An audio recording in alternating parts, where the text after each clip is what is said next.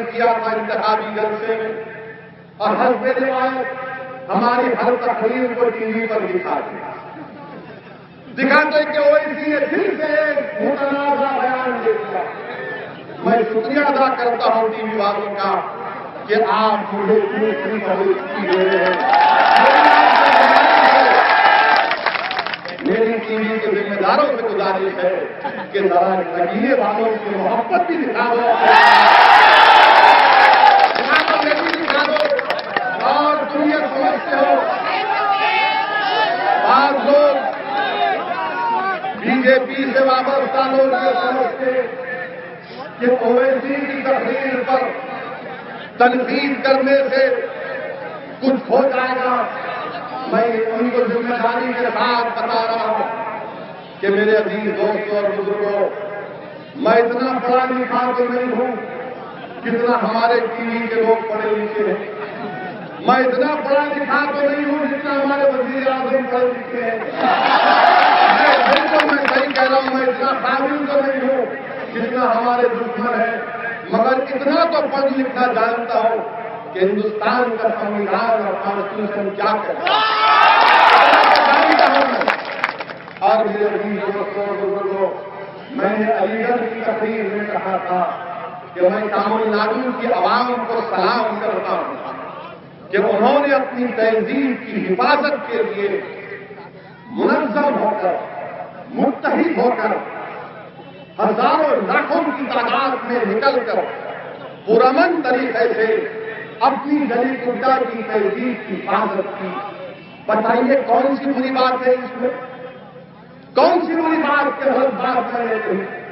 پھر میں نے کہا کہ ہندوستان کا سنویدھان کی دفعہ 29، تھوڑی انگریزی میں بول دیتا ہوں، آرٹیکل 29، آرٹیکل 29 اقلیتوں کو اپنی تہذیب کی حفاظت کرنے کی اجازت دیتا ہے۔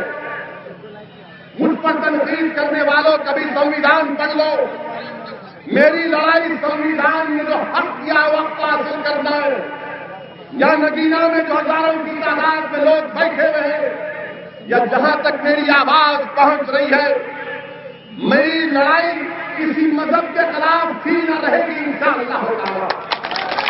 میں کسی مذہب کے خلاف نہیں ہوں، میری لڑائی حقوق کی لڑائی ہے۔ میں اپنا حق چاہتا ہوں، وہ حق جو ہندوستان کے سنویدھان نے مجھ کو دیا۔ جب میں یہ کہہ رہا ہوں کہ ہندوستان کا آئین، ہندوستان کا کانسٹیٹیوشن آرٹیکل 29 دفعہ 29 مجھے اپنی تہذیب کی حفاظت کی اجازت دیتا ہے، تو میں اپنی تہذیب کی حفاظت کروں گا یا نہیں کروں گا؟ کیا آپ اپنی تہذیب کی حفاظت کریں گے یا نہیں کریں گے؟ کیا ہم اپنی تہذیب کے مطابق شادی کریں گے نہیں کریں گے؟ کیا ہم حرکت کی مطابق تہذیب پر کریں گے؟ جب ہم اپنی تہذیب کی بات کرتے ہیں، وہ آرٹیکل 29 ہے، تو تمام کے تمام سراپا ہو جاتے ہیں، بڑی تکلیف ہوتی ہے، پیٹ میں درد شروع ہو جاتا ہے۔ ارے یاد رکھو، 65 سال ہم نے تمہاری بکواس کو سنا، 65 سال ہم نے تمہارے دل بھرے وعدوں کو سنا، 65 سال ہم تمہاری تسلیوں کو سن کے آئے۔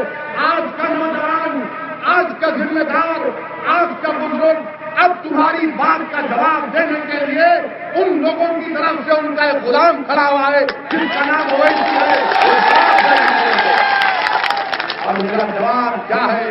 میرا جواب جذباتی نعرے نہیں ہے، میں جذباتی نعروں کا قائل نہیں ہوں۔ میرے بھائی، جمہوریت میں ہم کو اگر اپنے مسائل حل کرانا ہے تو ہم کو اپنے نمائندوں کو کامیاب کرنا ہے۔